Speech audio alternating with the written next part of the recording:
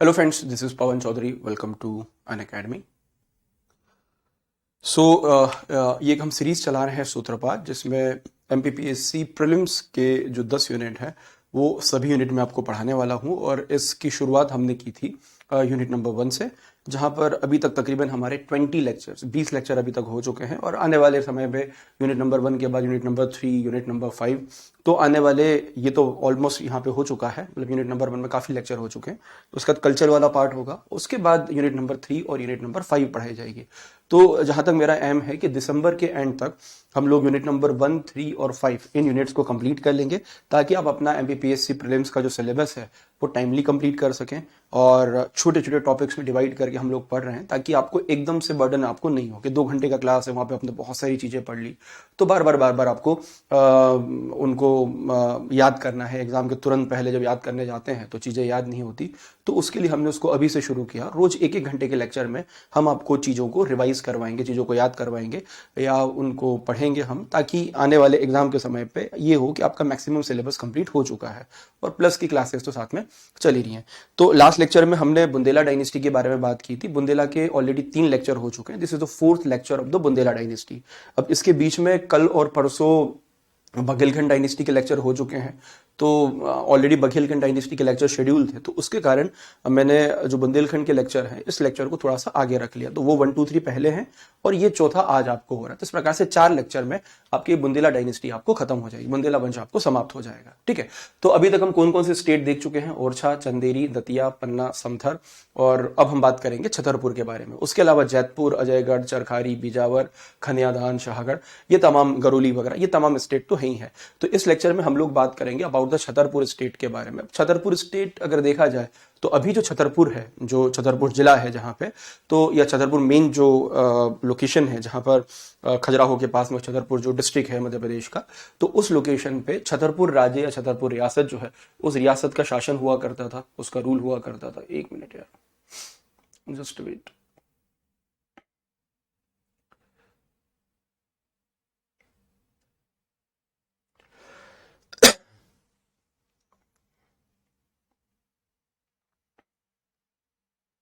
हाँ, तो उस रीजन में छतरपुर रियासत जो है, छतरपुर का शासन हुआ करता था। और ये जितने भी वंश हमने अभी पूरी लिस्ट जो आपने देखी डायनेस्टीज की, ये मैक्सिमम डायनेस्टी उस समय पे जो आपके राजा रुद्र प्रताप सिंह देव थे, तो रुद्र प्रताप सिंह की ही फैमिली से बिलोंग करते हैं। उनके 9 बेटे, 9 बेटों के बीच में तमाम साम्राज्य जो है उसका विभाजन आपको हुआ।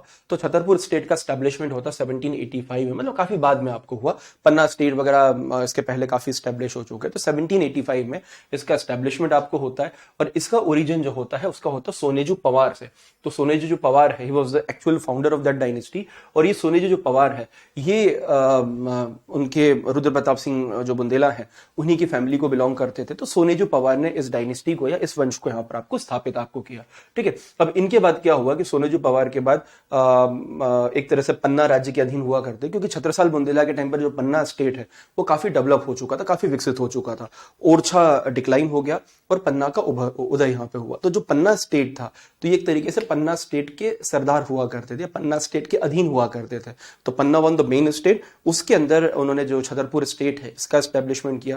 तो ये अपना जो टैक्स कलेक्ट करके पहले पन्ना को देते थे, और पन्ना वाले जो है वो अगर अंग्रेजों से ट्रीटी है तो अंग्रेजों को, या अपने पास, या फिर मुगल के टाइम पर मुगल को, फिर बाद में ब्रिटिशर्स के साथ में उस टैक्स को यहाँ पर आपको शेयर करते थे। तो इस तरीके से ये उनके सरदार आपको हुए। और बाद में जब ब्रिटिश ने उनको 1806 में इस एरिया को कैप्चर किया, ये ब्रिटिशर्स ने जब इसको इस एरिया में अपना इन्फ्लुएंस बढ़ाया after the treaty of basin, और उसके बाद का जो पूरा समय था, तो 1802 के समय में जो ट्रीटी ऑफ बेसिन हुई, तो उसके बाद मराठों ने क्या किया कि मराठों ने इस बुंदेलखंड के एरिया के ऊपर अपना जो क्लेम है उसको लगभग छोड़ दिया।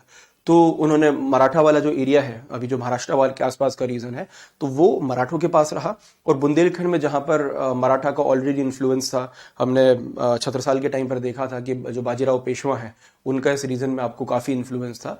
तो 1802 के बाद उन्होंने बुंदेलखंड जो है उसको छोड़ दिया।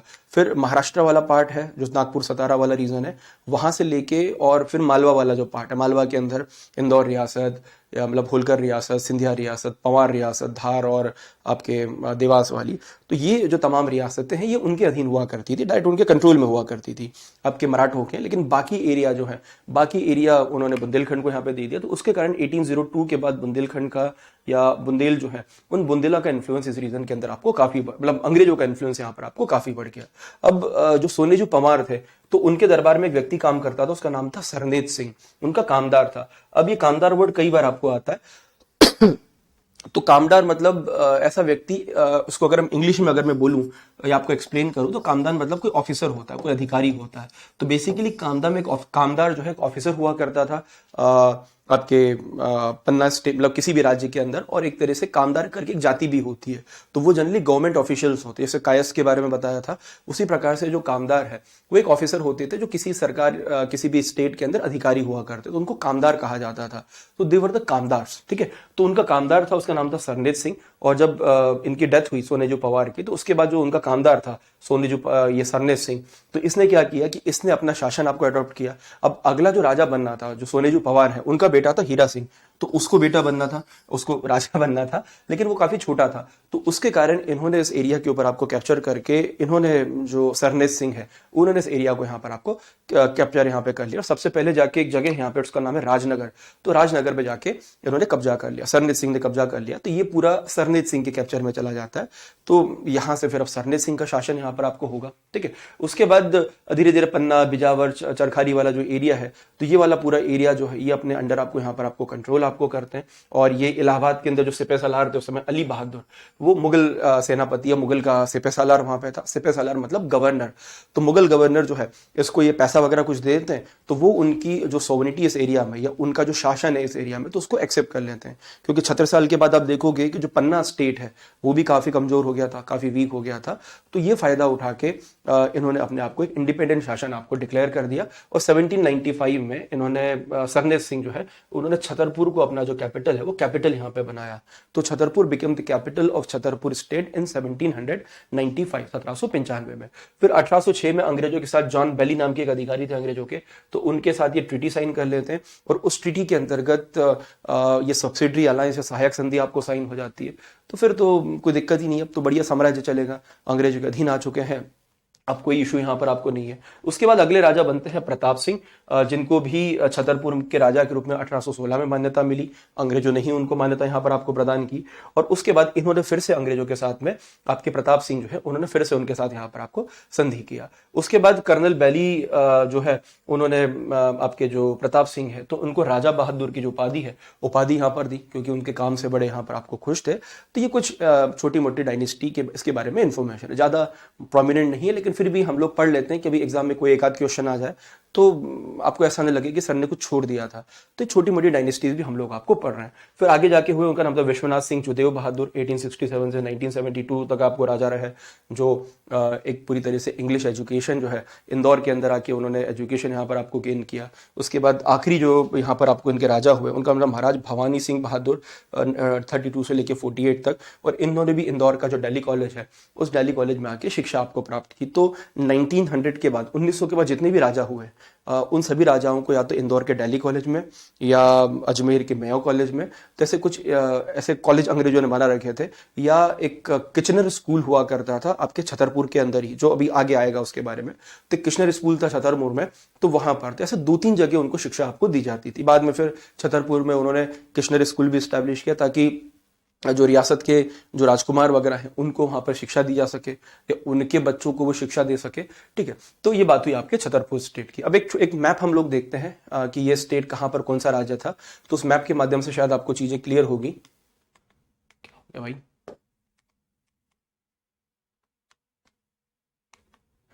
ठीक है। तो ये एक्चुअली विंध्य प्रदेश का मैप है, लेकिन विंध्य प्रदेश के मैप के बहाने उस समय जो स्टेट्स थे या जो हम स्टेट पढ़ रहे हैं उनको आप देखोगे। सबसे ऊपर तो आपको बताया कि दतिया, जो विंध्य प्रदेश का पार्ट बना था, ठीक है। उसके बाद एक जगह है सेउंधा करके एक स्टेट यहाँ पर बना हुआ है। फिर अभी के टाइम पर टीकमगढ़ वगैरह जो निवाड़ी और ये वाला पूरा पार्ट है, तो ये वाली पूरी टीकमगढ़ वाला एरिया हुआ करता था। अभी जो टीकमगढ़ निवाड़ी वाला है, तो यहाँ पर टीकमगढ़ जागीर, फिर एक जतारा स्टेट, फिर अभी के समय में जो छतरपुर है, तो वो भी अभी जो छतरपुर है पूरा, तो ये उस समय 3 स्टेट हुआ करते। एक छतरपुर अभी हमने जो पढ़ा, एक चांदला स्टेट था जो हम नहीं पढ़ेंगे, बहुत छोटा स्टेट है, और एक बिजावर करके था। तो छतरपुर जिले में ही छतरपुर, चांदला और बिजावर 3 प्रिंसली स्टेट थे। फिर पन्ना में आप आ जाओ, तो पन्ना के अंदर यहाँ पे एक पन्ना स्टेट हो गया, पन्ना राज्य हो गया। पन्ना राज्य में एक और स्टेट था, उसका नाम था पवई, और उसके अंदर एक और स्टेट था, उसका नाम था अजयगढ़। तो अजयगढ़, पन्ना और पवई, ये अभी जो पन्ना जिला था उस जिले की कंडीशन यहाँ पर है। और ये उस समय की बात है, 47 की बात, 48 की बात है। उसके बाद एक और आपका जो सतना वाला रीजन हो गया, तो एक रघु राजनगर, जो राजनगर की बात अभी हमने की थी, तो सरने सिंह ने राजनगर पे कब्जा कर लिया था, तो वो राजनगर, फिर नागौद, और उसके अलावा मेहर स्टेट। ठीक है, तो ये हो गए। खैर मेहर वगैरह तो ये रीवा स्टेट में चले जाएंगे। ठीक है, उसके बाद इधर आओगे तो आपको त्योंथर मिलेगा, सिरमौर और हजूर, फिर इधर इट्स कॉल्ड द मऊगंज उसको कहा जाता है। फिर और नीचे आओगे तो यहाँ पर आपको बांधवगढ़ मिलेगा, आपके शहडोल जिले में पुष्पगढ़ मिलेगा, सुहागपुर मिलेगा जो हम आगे पढ़ेंगे। फिर इधर एक गोपद बनास करके एक शहर मिलेगा, देवसर, सिंगरौली एक अपने आप में एक इंपॉर्टेंट डायनेस्टी थी उस समय पे। तो ये इस प्रकार से आपको पूरा डिवीजन आपको मिलेगा। तो ये उस समय पे जो तमाम स्टेट है वो उनकी सिचुएशन 1947 में हुआ करती थी।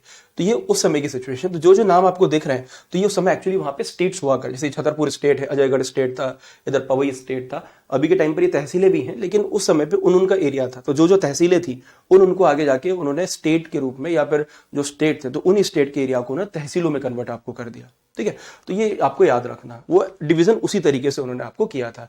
उसके अलावा जो जैतपुर स्टेट है, अगला स्टेट जैतपुर स्टेट, तो ये पनवाड़ी वाला जो रीजन था, रट पनवाड़ी वाला रीजन, रट पनवाड़ी मतलब थोड़ा सा ये एरिया आपके रीवा की तरफ आपको जाता है, तो ये रट पनवाड़ी वाला रीजन था।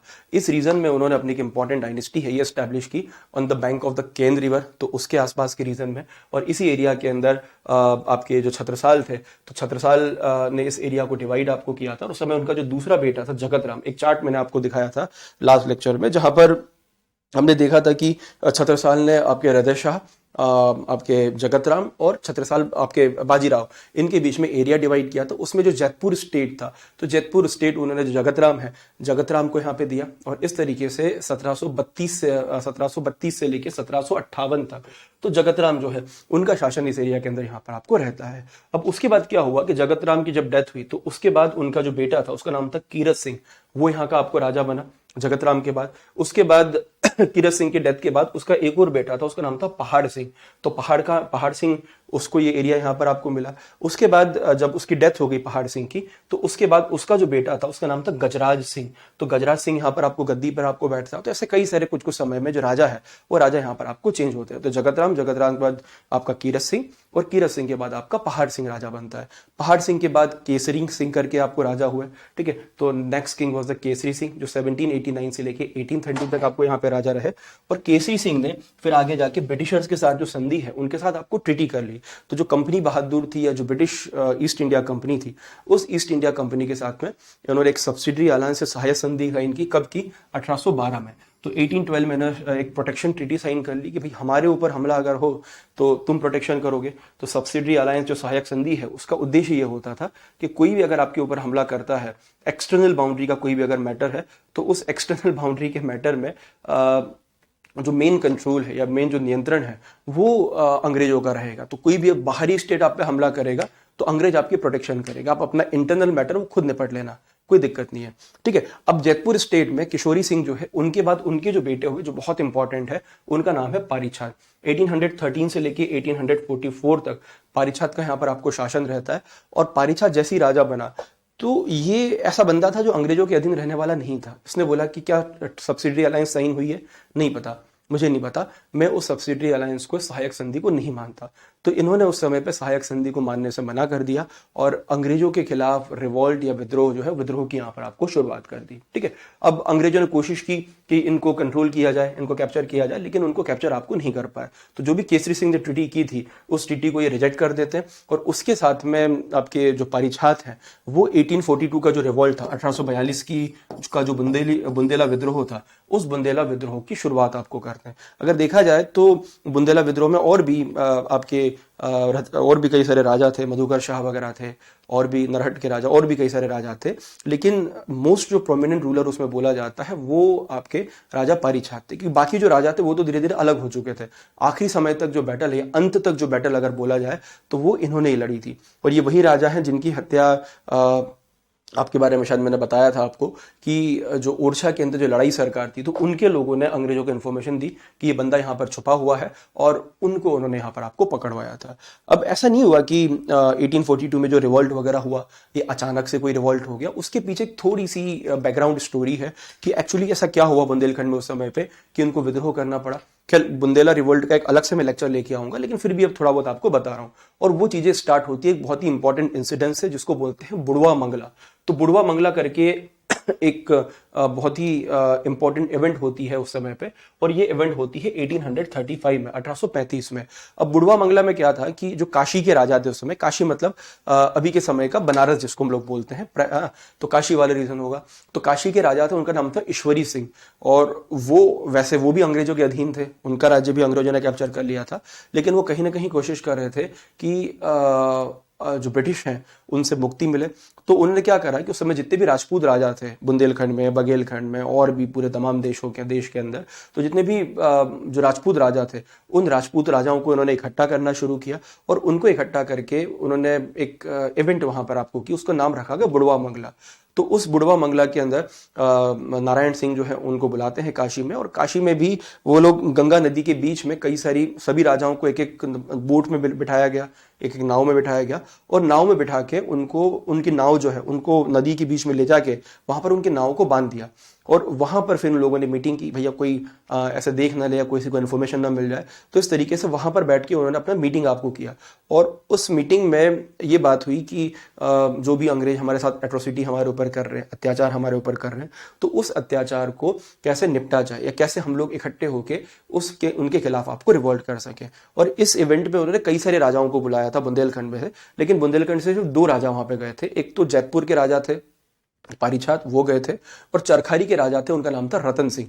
तो रतन सिंह और दोनों राजा है ना, तो एक राजा रतन सिंह गए थे जो चरखारी के राजा थे, और जैतपुर के राजा थे पारीछात। तो इन दोनों ने उस इवेंट को पार्टिसिपेट किया उन्होंने, और दोनों काफी इंप्रेस भी हुए।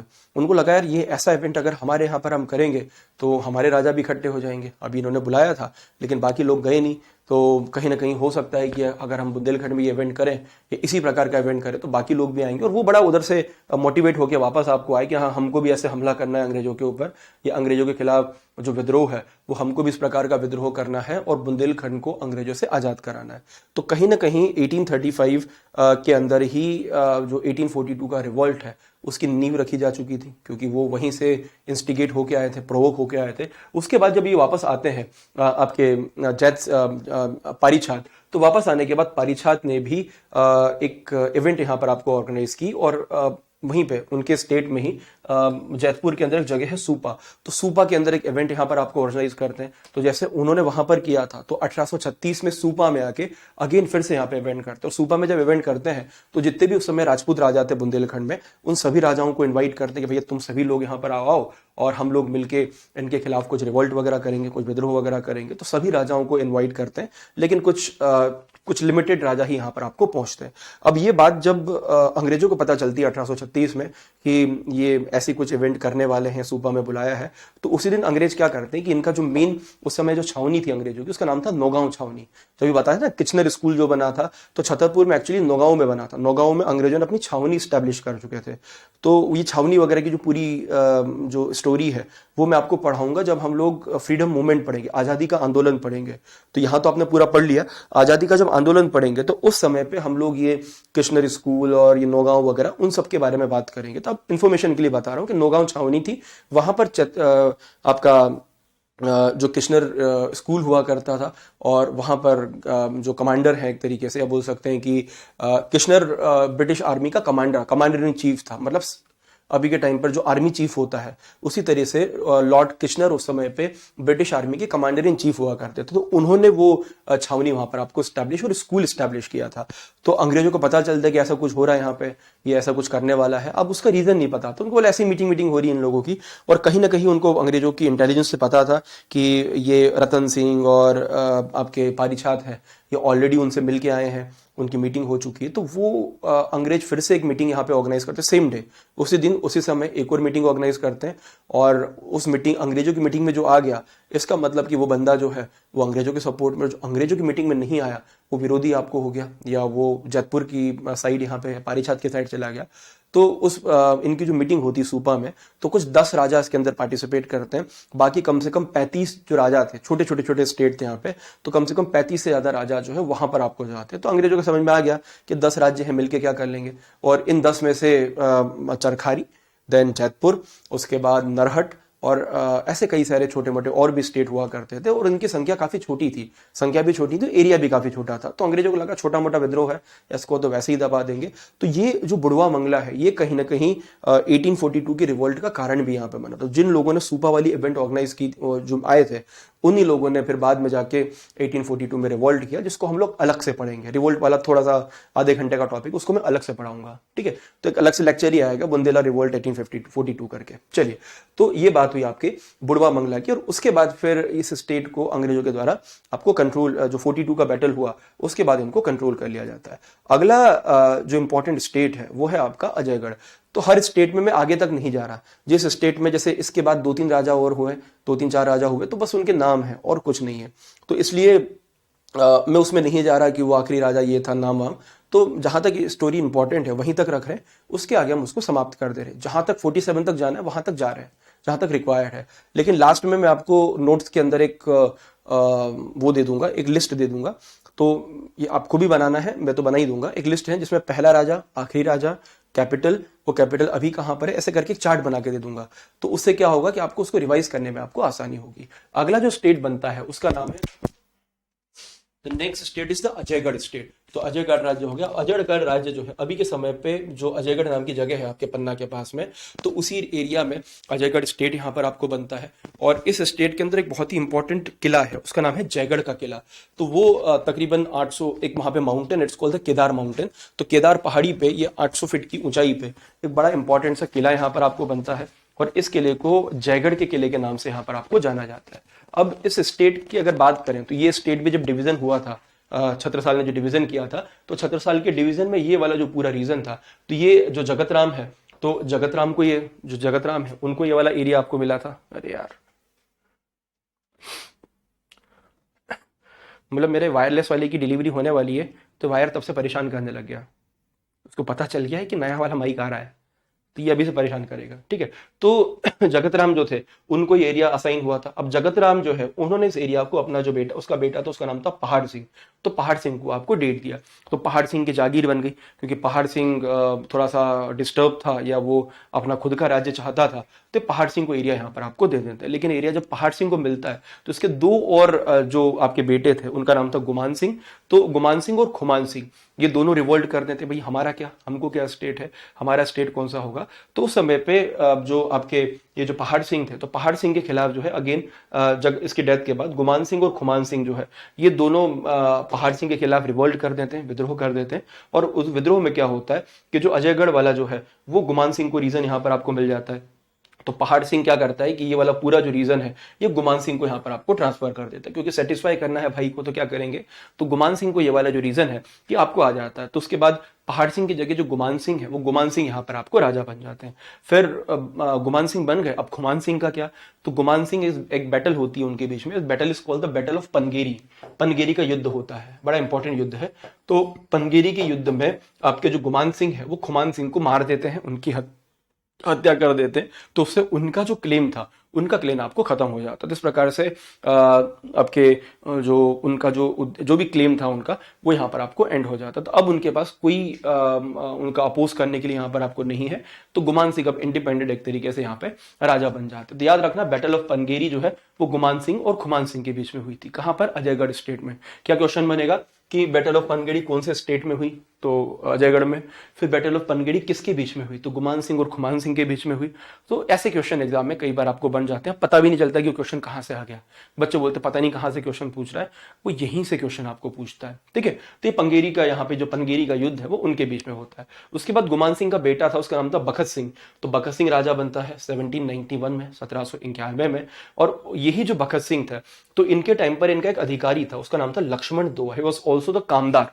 जो अभी कामदार मैंने आपको बताया था ना, तो इनका एक कामदार था, उसका नाम था बखत, उनका नाम था लक्ष्मण दोआ।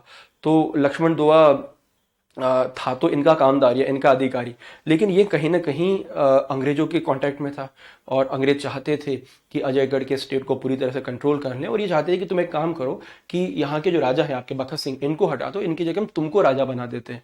तो अंग्रेज कहीं ना कहीं बीच में कोशिश कर रहे थे कि इस एरिया के अंदर आपको रिवॉल्ट हो जाए, और ये रिवॉल्ट फिर जो लक्ष्मण दोआ है इसने यहाँ पर आपको स्टार्ट कर दी। और लक्ष्मण दोआ को भड़काने वाला जो व्यक्ति था उसका नाम था हिम्मत बहादुर, और हिम्मत बहादुर जो था ये अंग्रेजों का खास आदमी था। तो इसने इनको यहाँ पर आपको प्रोवोक किया कि भाई तुम जाओ और ये विद्रोह कर दो, तो जो लक्ष्मण दोआ है इसको हम लोग अगला राजा यहाँ पे, अगला किंग यहाँ पर आपको बना देंगे। और इस तरीके से जो हिम्मत बहादुर है वो अटैक करता है 1803 के अंदर, क्योंकि इंटरनली उन्होंने कमजोर कर दिया। तो Himmat Bahadur with the help of British यहाँ पर आपको हमला करता है। उस समय अंग्रेजों के इनके ही दरबार में हिम्मत बहादुर जो है, इनका एक सेनापति हुआ करता था, उसका नाम था, it's called the colonel, it's called the Misbelk. तो कर्नल मिसबेल्क करके एक डेनिश व्यक्ति था, है ना, डच व्यक्ति था। तो डेनिश व्यक्ति, जो डेनिश गवर्नर था या एक डेनिश सेनापति था, जैसे जो आपके ये था आपका सिंधिया स्टेट, तो सिंधिया स्टेट के पास हमने देखा कि सिंधिया स्टेट के पास जैन बैप्टिस्ट हुआ करता था। उसी समय पे यहाँ पर इनके पास जनरल जो मेलविच है या कर्नल आपका, it's called the missile batch है, तो कर्नल मिसल बैच हुआ करते, इसने उसके ऊपर हमला किया, और उसने हमला करके इस स्टेट को अपने कंट्रोल में लगभग यहाँ पर आपको ले लिया। तो इस तरीके से जो बखत सिंह है, तो बखत सिंह की जगह ये पूरा एरिया हिम्मत बहादुर और लक्ष्मण दोआ के कैप्चर में चला गया। अब लक्ष्मण दोआ के पास, मतलब हिम्मत बहादुर के पास आ तो गया, लेकिन हिम्मत बहादुर के पास आने के बाद जब ये बारी आती है कि भैया बखत सिंह का क्या, तो सॉरी इसका क्या, लक्ष्मण दोआ का क्या, तो लक्ष्मण दोआ को ये क्या करते हैं कि थोड़ी बहुत जागीर जो है, कुछ 30-40 गांव की जागीर जो है वो लक्ष्मण दोआ को दे देते हैं। और हिम्मत बहादुर और जो कर्नल मिसबेल्च, तो हिम्मत बहादुर, कर्नल मिसबेल्च और आपके जो यहाँ के राजा हैं आपके भगत सिंह, ये तीनों मिलकर एक ट्रीटी कर लेते हैं। तो ट्रीटी के बाद ये जो स्टेट है वापस भगत सिंह को चला जाता है। लक्ष्मण दोआ बोला यार ये क्या बात हुई यार, मैंने तो तुम्हारा साथ दिया विद्रोह करने में, मुझे लगा तुम यहाँ का राजा मुझे बनाओगे, तुमने तो मुझे साइड में कर दिया। तो इसको साइड में कर देते हैं। अंग्रेजों का उद्देश्य पूरा हो गया, वो तो थे ही मतलब ही, अंग्रेजों का उद्देश्य पूरा हो गया कि हमको इस स्टेट पे कैप्चर करना था, उन्होंने स्टेट पे कैप्चर कर लिया, दैट्स इट, अब कोई जरूरत ही नहीं है। तो उन्होंने इसको निकाल के, दूध में से मक्खी जैसा निकाल के इसको यहाँ पर आपको फेंक दिया। तो अब इसकी जरूरत नहीं है। अब इसके बाद ही विद्रोह कर देता है। तो उसके बाद जब 57 का बैटल होता है, 1857 की जब क्रांति होती है, उस क्रांति में ये 42 के अंदर भी ये अंग्रेजों के खिलाफ लड़ता है। फिर अंग्रेजों के खिलाफ एक बड़ा कैंपेन ये स्टार्ट करता है, जिसमें सक्सेसफुल लक्ष्मण दोआ नहीं हो पाता है। फिर ये जाता है कलकत्ता। कलकत्ता के अंदर अंग्रेजों की मेन सीट थी, मेन उनका प्रिंसली स्टेट था, वहाँ मतलब मेन उनकी प्रेसिडेंसी थी वहाँ पे जाके कहा जाता है कि उस समय जो गवर्नर जनरल थे, गवर्नर जनरल ऑफ बंगाल, उनसे जाके मिलता है। तो वहां पर भी उसको कोई न्याय वगैरह नहीं मिलता है। फिर वो सब चीजें यहाँ पर आपको छोड़ देता है। तो उसने कई बार कोशिश की इसको फिर से रिकैप्चर करने की, लेकिन लक्ष्मण दोआ को उन्होंने दूध में से मक्खी निकाल के जैसा जो है वो निकाल के यहाँ पर आपको उसको फेंक दिया। तो उसको कोई न्याय या कोई जस्टिस लक्ष्मण दोआ को नहीं मिल पाता। तो लक्ष्मण दोआ किसका कामदार था? ये आपके बखत सिंह का कामदार था। कई बार एग्जाम में इसके क्वेश्चन यहाँ पर आपको आ जाता है, एक बार शायद आया भी है ऐसा कोई क्वेश्चन, ठीक है। चलिए, तो उसके बाद 608 जागीरी थे ना, सॉरी 608 गांव जो है वो उसको दिए गए थे, मैंने 60 बोल दिया, 608 गांव दिए थे। चलिए, उसके बाद अगला जो स्टेट है, it's called the Charkhari state या चरखारी राज्य। अब जो चरखारी राज्य है, तो देखिए लेक्चर में रिकॉर्ड कर रहा हूँ, तो कई बार क्या होता है रिकॉर्ड करने में ऐसा होता है कि मैं रिकॉर्ड तो कर लेता हूँ लेकिन रिकॉर्ड होता नहीं है। एक बार इस लेक्चर को मैं दूसरी बार रिकॉर्ड कर रहा हूँ। पहली बार जब रिकॉर्ड किया तो उस रिकॉर्डिंग में आवाज़ ही नहीं थी, तो वो तो मुझे 10-15 मिनट बाद पता चल गया कि इसमें आवाज़ नहीं है, तो मैंने उसको बंद कर दिया। पता चलता है 1 घंटे पढ़ाने के बाद पता चला है कि आवाज़ ही नहीं है। 1 घंटे की मेहनत बर्बाद।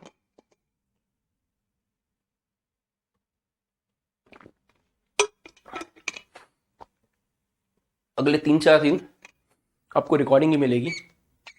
तो जैसे आज की तारीख है, ये लेक्चर मतलब जब पब्लिश होगा तो उस दिन 25 तारीख होगी, सैटरडे संडे लेक्चर नहीं होता है। तो फिर मतलब 26-27, तो 28, 29, 30, 1 और ये जो पूरा सप्ताह होगा वहाँ पर आपको एक सप्ताह थोड़ा सा रिकॉर्डिंग से आपको संतुष्ट होना पड़ेगा, रिकॉर्डिंग से काम चलाना पड़ेगा।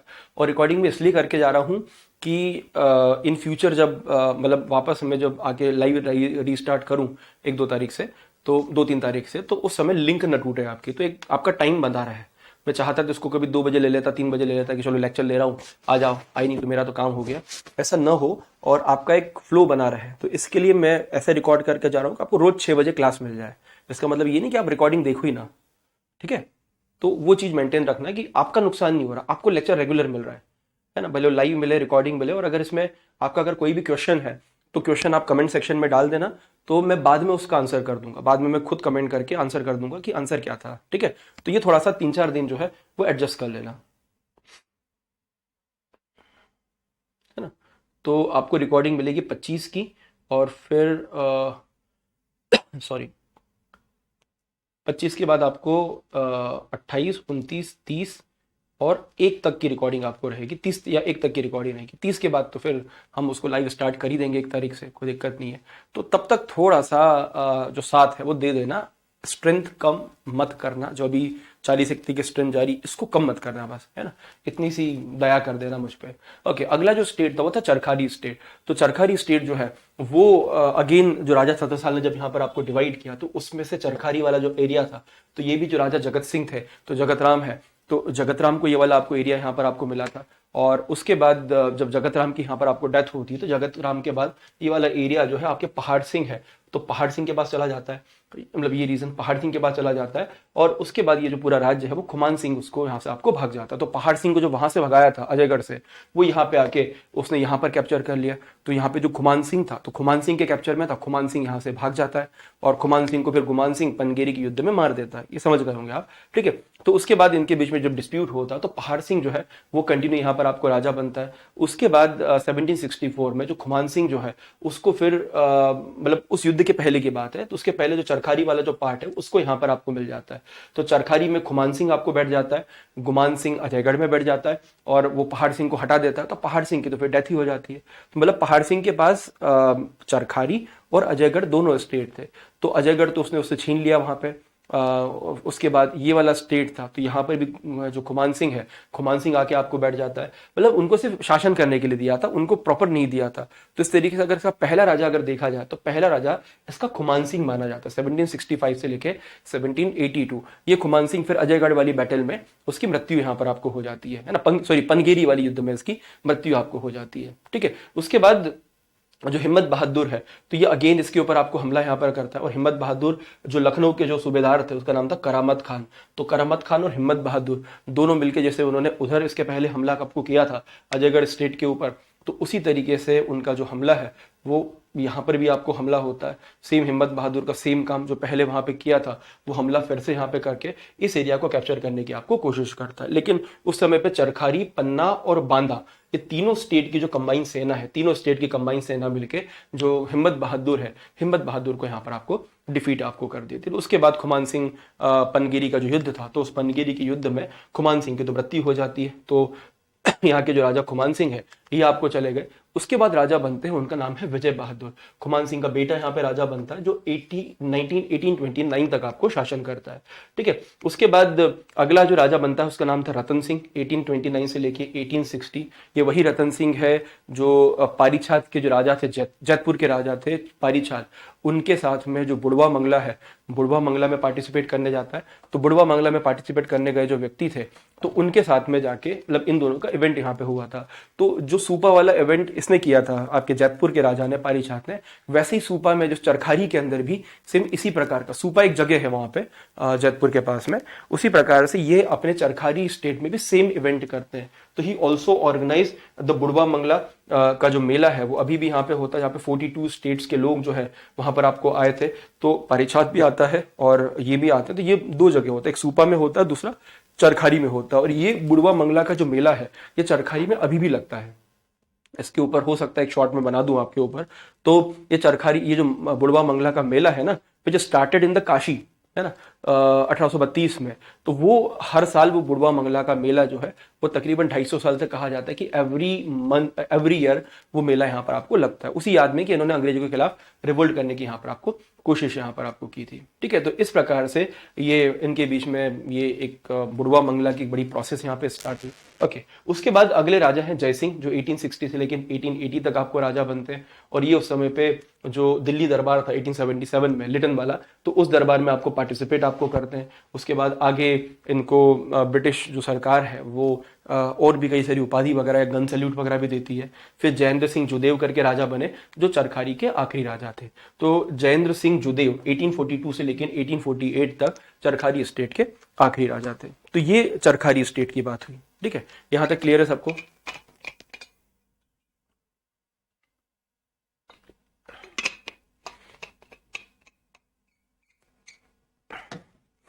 यहां तक क्लियर है सबको? ये एक ब्रेक लेने का एक बहाना होता है। बच्चे यस यस यस करेंगे, जी सर करेंगे, तब तक थोड़ा गले को आराम मिल जाएगा, थोड़ा सा एक ब्रेक हो जाएगा। क्योंकि अगर स्पेशल क्लास होती है तो स्पेशल क्लास में या प्लस क्लास में तो हम लोग ब्रेक ले लेते हैं कि 2 मिनट है, यहाँ पे थोड़ा ब्रेक लेना मुश्किल है, तो जी सर करोगे जब तक थोड़ा सा आराम मिल जाएगा, जो अभी नहीं मिल पाया। ओके, अगला जो स्टेट था, it's called the Bijawar state या बिजावर राज्य, है ना। बस थोड़ा बीच बीच में चेक करना पड़ेगा कि रिकॉर्डिंग हो रही है, बीच में नहीं रुकेगी। ठीक है, एक बार हो गया तो फिर हो जाएगा। ओके, अगला जो स्टेट था it's called the Bijawar state. और जो बिजावर स्टेट वाला जो पार्ट था, ये बेसिकली जो गोंड राजा थे, तो गड़ा मंडला था, तो गड़ा मंडला या गोंड वाला रीजन आपको हुआ करता। तो इनिशियली ये रीजन गोंड रीजन हुआ करता था, और इस रीजन पे महाराजा छत्रसाल ने हमला करके गोंड राजाओं से इसको आपको छीन लिया। क्योंकि छत्रसाल का टाइम तो 1730 के आसपास का था, 1700 के आसपास का था, 1700 लेके 1730 तक उनका साम्राज्य था। उस समय दुर्गावती और प्रेम नारायण वगैरह सब कुछ तो कमजोर हो ही चुके थे। तो इन्होंने ये वाला जो रीजन है बिजावर वाला रीजन, तो वो उनसे यहाँ पर आपको अक्वायर यहाँ पर आपको कर लिया। तो इस तरीके से रीजन छत्रसाल जीत लेते हैं। और छत्रसाल इस रीजन को, उनका जो बेटा था जगत राय, तो जगत राम को या जगत राय, उसको यहाँ पर आपको ये वाला रीजन यहाँ पर आपको मिल जाता है। तो उसको ये रीजन मिल जाता है। अब ये रीजन अभी के समय में केन और बेतवा रीजन जो है उसके बीच में यहाँ पर है। तो एक तरीके से छत्रसाल के बेटे के पास ये रीजन आपको रह जाता है। उसके बाद जगत राम जो है, ये अपना उनका बेटा था जगत राम का, उसका नाम था वीर सिंह। तो जगतपुर आगे जाके उनके बच्चों में जब बंटवारा करता है, तो उसका बेटा जो वीर सिंह है, उसको ये वाला रीजन आपको मिल जाता है। तो इस तरीके से जो वीर सिंह है वो इसके, आप बोल सकते कि पहले इंडिपेंडेंट राजा जो है वो वीर सिंह यहाँ पर आपको बने। अब वीर सिंह के दरबार में उनका एक अधिकारी था, उसका नाम था कामदार था, उसका नाम था बेनी बहादुर। तो जैसे उनके पास लक्ष्मण दुआ था, वैसे ही इनके पास यहाँ पर आपको बेनी बहादुर यहाँ पे था। तो इसने उनके लिए कई सारे युद्ध लड़े आसपास के अंदर, पन्ना, चरखारी, छतरपुर। तो इन आसपास के जो स्टेट्स थे, आसपास के राज्य थे, तो उनका भी छोटा मोटा एरिया जो है उसने जीतना आपको शुरू कर दिया। तो इस तरीके से थोड़ा बहुत एरिया का उसने एक्सपांशन किया। अब देखो, छोटे छोटे तो राज्य हैं, क्या ही एक्सपांशन करेंगे। 4 गांव जीत लिए, 6 गांव जीत लिए, तो उसी में खुश हो जाते हैं। जो 4 गांव हमारे पास और आ गए, 4 गांव में 500 रुपए की जागीर है, 500 रुपए का टैक्स हमको और ज्यादा आ जाएगा। 500 रुपए भी बड़ी बात होती थी उस समय पे। उस समय का 500 रुपया अभी के टाइम पर आप शायद 5 लाख या 10 लाख की रेवेन्यू इनकम मान सकते हो। तो वो भी बड़ा अमाउंट था उस समय पे, क्योंकि ये तो एक रुपए या 50 पैसे ऐसा कुछ टैक्स लेते होंगे। तो उस समय 500 रुपए भी बड़ी बात थी। तो 500 रुपए की जागीर मिल गई तो बहुत है उनके लिए। कई सारे ऐसे भी राज्य हैं बुंदेलखंड के अंदर जिनकी खुद की टोटल एनुअल इनकम ही 500 रुपए थी, 500 रुपए। और कुछ अंग्रेज से उनको मिलता होगा, कुछ दूसरे से मिलता होगा, लेकिन 500 रुपए की जागीर थी। अब 500 रुपए में क्या होगा, छोटी सी गोबर हवेली बनी है, उसी में 500 रुपए में बढ़िया काम चल रहा है, कोई दिक्कत नहीं, चलवा दो, कोई दिक्कत नहीं है। तो वो वाला काम हुआ करता था। ठीक है, तो ठीक है, तो छोटे छोटे स्टेट बहुत थे। तो ये अगर इतना डिसइंटीग्रेशन, आपको बताया भी था शायद मैंने एक बार, कि इतना डिसइंटीग्रेशन अगर नहीं होता ना इसमें, तो ये कहीं ना कहीं हैदराबाद स्टेट या कम से कम सिंधिया जितनी ताकत तो बुंदेलखंड जरूर रखता है। कि एक छत्र राज होता कि ओरछा के राजा है और ओरछा सब कुछ संभाल रहा है, या पन्ना के राजा पन्ना सब कुछ सबको बराबर संभाल रहा है। तो कहीं ना कहीं इनका हैदराबाद स्टेट जैसा या कम से कम सिंधिया जैसा स्टेटस तो होते हैं। क्योंकि Hyderabad state got the 21 gun salute, Scindia got the 19 gun salute. उनका भी शायद 21 था, सॉरी, सिंधिया का भी 21 गन सैल्यूट था। शायद हैदराबाद का 25 ऐसा कुछ आपको था, बट हाँ, उनसे सिंधिया का कम था।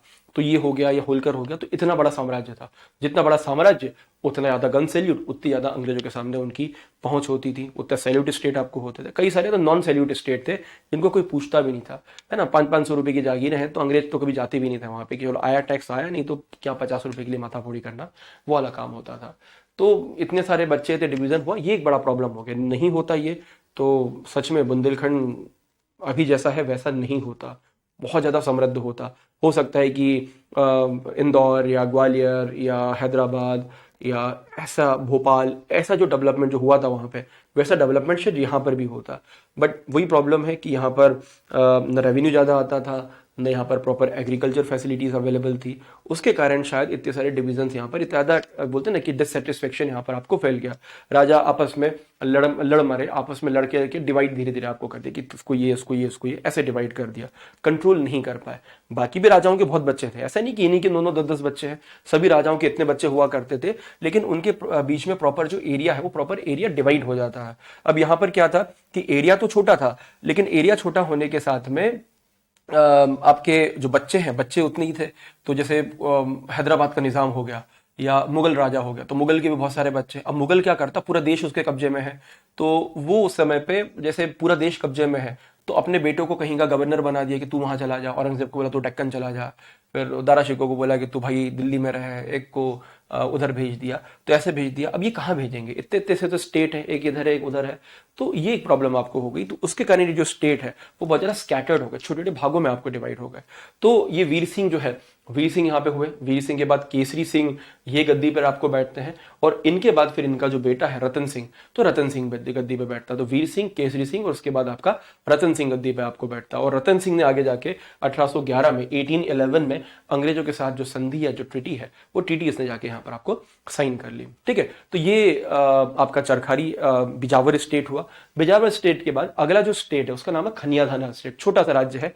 एक स्टूडेंट आती है क्लास में, वो बता रही थी कि उसके जो दादा, उसके जो परदादा वगैरह को, हाँ परदादा थे शायद, तो उसके परदादा खनियादाना जो स्टेट थे उसके राजपुरोहित थे, नाम मैं भूल गया, शायद कल्पना नाम था उसका।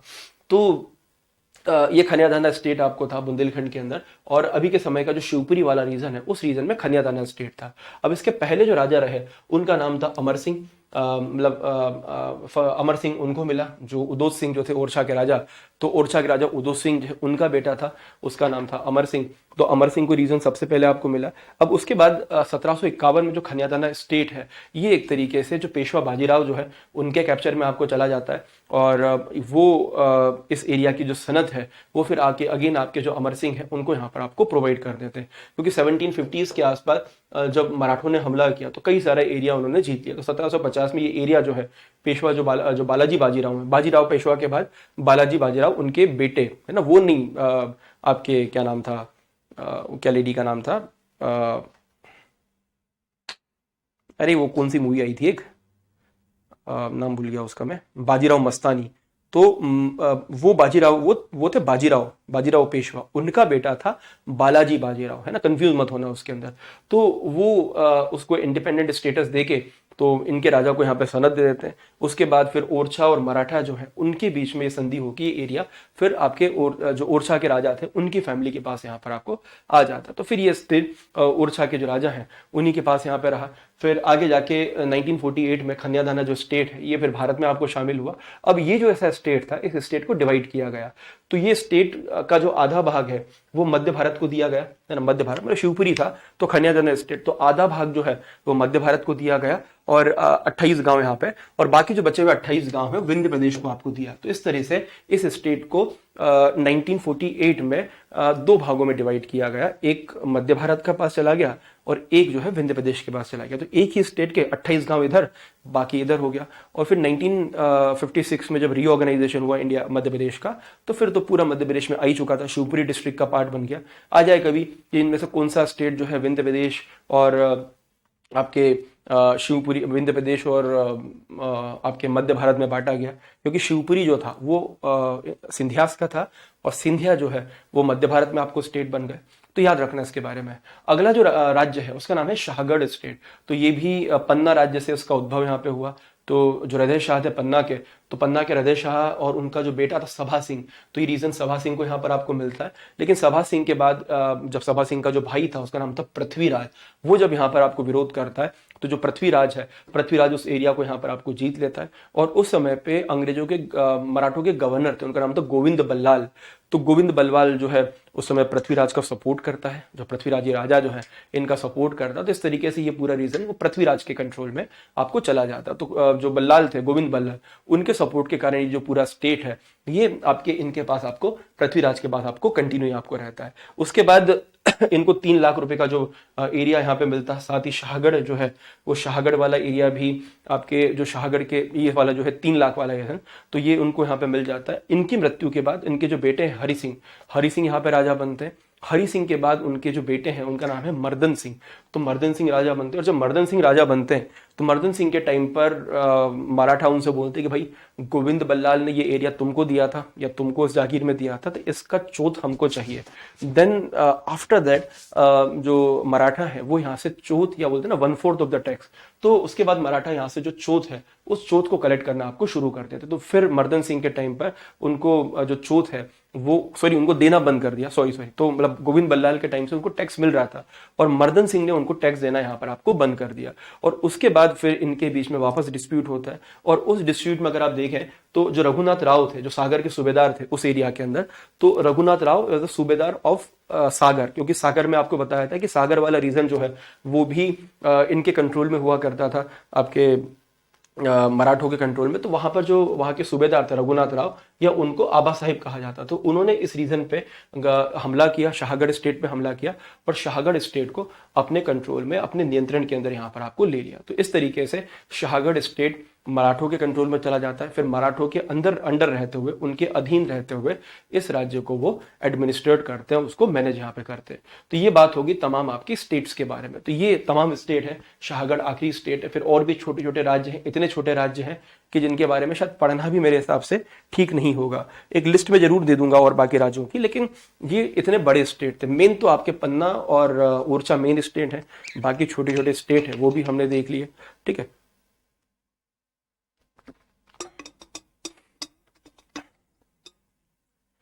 अब हम बात करते हैं यहाँ के एडमिनिस्ट्रेशन के बारे में, यहाँ के प्रशासन के बारे में कि प्रशासन कैसा था। अगेन आर्किटेक्चर वाला पार्ट में आर्किटेक्चर में ही कंप्लीट करूंगा। मेरी कोशिश थी वैसे कि आर्किटेक्चर में साथ में ही कंप्लीट करूं, लेकिन वो कुछ मैनेज हो नहीं पाया कि उसको पूरा मैं रीअरेंज यहाँ पर आपको कर दूं। But in future I will try कि मैं इन फ्यूचर जब आपको स्लाइड वगैरह दूं, जैसे अभी तो मैं आपको जो नोट्स दूंगा तो उसमें तो आर्किटेक्चर अलग ही हो, कुछ यहाँ पे मर्ज होगा, कुछ अलग होगा, लेकिन उसको जब मैं और अपडेट करूंगा या उसको जब मैं और रिफाइन करने की कोशिश करूंगा तो उस समय में हर स्टेट और उनकी जो इंपॉर्टेंट जितने भी उनके वो थे क्या बोलते हैं, उनके जितने भी इंपॉर्टेंट जितने भी आर्किटेक्चर वगैरह थे वो सब मैं साथ में ही दे दूंगा। तो वो पढ़ा दूंगा मैं अलग से, लेकिन जब बाद में नोट्स दूंगा यूनिट नंबर 1 कंप्लीट होने के बाद फाइनल नोट्स, तो हर स्टेट के साथ में उनके जो इंपॉर्टेंट जो एरियाज थे, इंपॉर्टेंट जो आर्किटेक्चर थे या जो बिल्डिंग्स वगैरह थी साथ में ही मिल जाएगा नोट्स में, आखिरी में यूनिट 1 के आखिरी में। अभी अपन अलग अलग पढ़ेंगे क्योंकि उनको थोड़ा सा मुश्किल हो गया मेरे लिए मैनेज करना। तो अगर वो करने बैठ जाता मैं तो आई थिंक ये लेक्चर्स टाइम पे हो ही नहीं पाते। तो इसके लिए मैंने थोड़ा सा उसको अभी के समय पे आपको अवॉइड कर दिया। खैर वो आपको समझ में आ जाएगा, कोई बड़ी बात नहीं है, कोई इशू यहाँ पर आपको नहीं है। चलिए, तो ये तो बात हुई आपके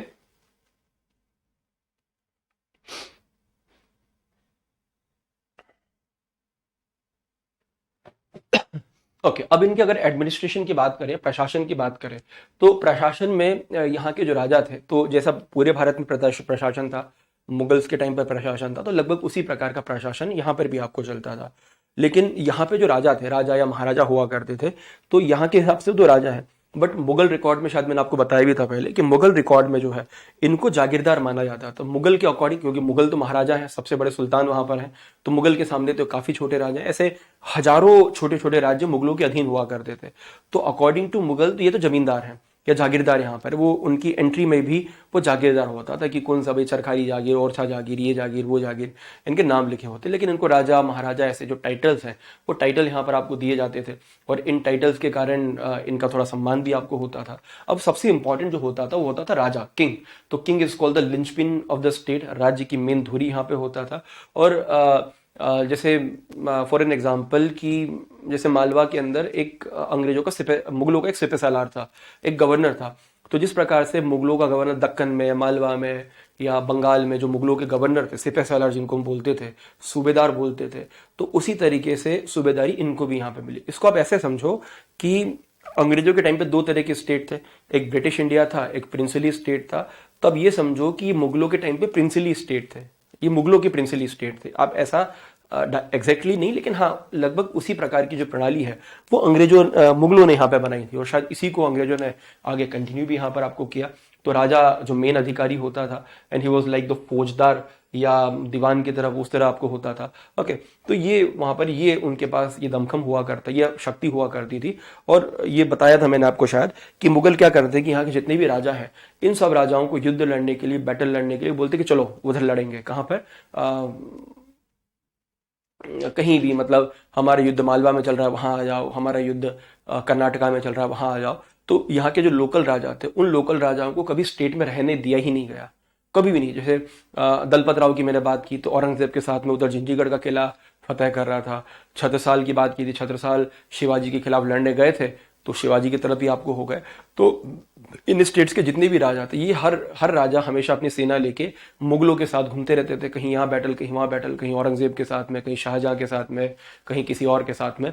तो ऐसा बहुत कम हुआ कि यहाँ के राजा जो हैं वो अपने स्टेट्स में, अपने राज्य के अंदर ही आपको रहे, हमेशा कहीं ना कहीं घूमते रहते। तो उसके कारण ऑब्वियस ही बात है कि जो बाकी स्टेट के बाकी लोग हैं, बाकी उनके स्टेट के लोग हैं, या बाकी उनके जो फैमिलीज के लोग हैं, या बाकी दुश्मन है, तो उनको मौका मिल जाता था इनके स्टेट पे कैप्चर करने का। तो उसके कारण यहाँ पर इतना ज्यादा डिवीजन हुआ है। एक रीजन ये भी है, और ये माना जाता है कि अंग्रेजों की एक चाल थी, सॉरी मुगलों की एक चाल थी कि धीरे धीरे डिसइंटीग्रेशन होता जाए, तो वो मुगलों के लिए ज्यादा आसान हो जाता है ना। तो बड़ा राजा होगा तो शक्तिशाली, मैं नहीं चलूंगा युद्ध में, क्या कर लोगे। तो वो जानबूझ के डिसइंटीग्रेशन करना चाहते थे, ताकि जितना डिसइंटीग्रेशन होगा उतने छोटे राजा होंगे और उतना मुगलों की बात मानेंगे। तो ये इनकी चाल थी मुगलों की। ठीक है, तो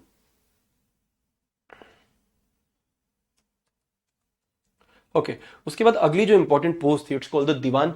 तो जो दीवान थे, तो जितने भी एडमिनिस्ट्रेटिव पावर थे, प्रशासनिक शक्ति थी, तो प्रशासनिक शक्ति आपके दीवान के पास हुआ करती थी। दीवान वॉज अ मेन अधिकारी। जैसे मुगलों के टाइम पर भी वकील हुआ करते थे, तो उसी प्रकार से यहाँ पर दीवान था, जो उनका मेन प्राइम मिनिस्टर आप बोल सकते हो। फिर इनके दरबार में एक ब्राह्मण होता था, एंड द ब्राह्मण was called the, it's called the Sanadhya ब्राह्मण। तो सनाड्य ब्राह्मणों के अंदर एक वो होता है, एक गोत्र होता है। एक दिन में क्लास में मुझे यही याद नहीं आ रहा था, तो मैंने आपको बताया था ना कि सनाड्य ब्राह्मण हम लोगों के साथ आए थे, तो सनाड्य ब्राह्मण थे। तो बेसिकली यहाँ पर जितने भी राज्य हैं बुंदेलखंड में, उन सबके जो राजगुरु थे वो मैक्सिमम सनाड्य ब्राह्मण, मैक्सिमम, सभी नहीं, मैक्सिमम सनाड्य ब्राह्मण आपको होते थे। और उन्हीं से राजा फिर आपको दीक्षा आपको लेता था। तो ये व्यासवंशी सनाड्य ब्राह्मण थे। उसके बाद जितने भी ये सनाड्य ब्राह्मण थे, तो इन लोगों को लैंड मिलता, जमीन आपको मिलती थी, जिसको हम लोग पदार्थ भूमि या उसको पदार्थ ग्रामदान कहा जाता था। तो इनको एक लैंड मिल जाती थी, जमीन आपको मिल जाती, इट्स कॉल्ड द पदार्थ भूमि दान।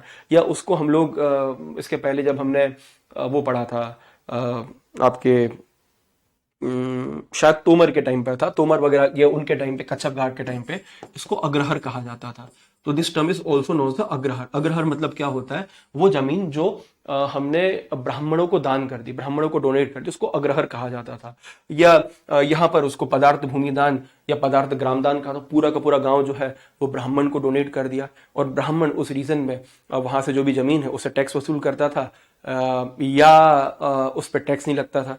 तो जो भूमि दान था, तो भूमि पे टैक्स नहीं लगता था। वो पूरा पैसा उस पर्टिकुलर जो मंदिर था, उस मंदिर को यहाँ पे जाता था, या कोई भी मंदिर है तो उस मंदिर के लिए डोनेट कर दिया, या ब्राह्मण को दे दिया, उनके राजगुरु को दे दिया। तो उनके पास एक बड़ा स्टेट ऐसे हुआ करता था। उसके बाद दूसरा था दरबार खास। तो दरबार खास जो है, ये राजा के मेन अधिकारी हुआ करते, उनको दरबार खास। जैसे मुगलों के टाइम पर दीवान आम और दीवाने खास था, वैसा दीवाने आम और दीवाने खास इन्होंने भी बनवाया। और दीवाने खास के अंदर दरबार खास करके उनके जो मेन मंत्री थे, जो मेन बोलते हैं ना, आज के टाइम पर हम बोलते हैं कैबिनेट, तो मेन जो राजा की कैबिनेट थी वो दरबार खास हुआ करती, जो राजा के सभी इंपॉर्टेंट काम यहाँ पर आपको करते थे। और जितने भी ये जो दीवान ये हुआ करते थे दरबार खास, तो इनके अंदर जितने भी जागीरदार हैं, जैसे एक दरबार खास है तो उसके अंदर 15-20 जागीरदार हो गए, फिर दूसरा दीवाने खास है दरबार खास, उसके नीचे और भी जागीरदार हो गए, और छोटे जागीरदार, ये तो खुद ही जागीरदार थे मुगलों के, लेकिन यहाँ के हिसाब से ये राजा थे, और इनके नीचे और जागीरदार थे, छोटे जागीरदार, छोटे सामंत थे। तो मुगलों के हिसाब से वो सामंत थे, कौन, छोटे जागीरदार, और यहाँ के हिसाब से वो जागीरदार थे। ये राजा थे, वो जागीरदार थे, समझ रहे हो ना। मुगलों के अकॉर्डिंग जो बुंदेला राजा थे, बुंदेलखंड के राजा थे, वो जागीरदार थे, और बुंदेला के राजाओं के नीचे जो लोग थे वो सामंत थे। फिर सेकंड स्ट्रेटजी आप ऐसे देखो कि सेकेंडली हम देखेंगे तो जो बुंदेला के राजा थे, तो बुंदेला के तो राजा हुए, वो यहाँ पर बुंदेला के अंदर तो वो राजा है, इनके नीचे इनके जागीरदार थे, जो मुगलों के हिसाब से सामंत थे, है ना। I think you got this thing. तो ये यहाँ पर आपको हुआ। तो इस प्रकार से जो दरबार खास है, वो दरबार खास उन्होंने यहाँ पर आपको बनवाया, इसका स्टेब्लिशमेंट करवाया।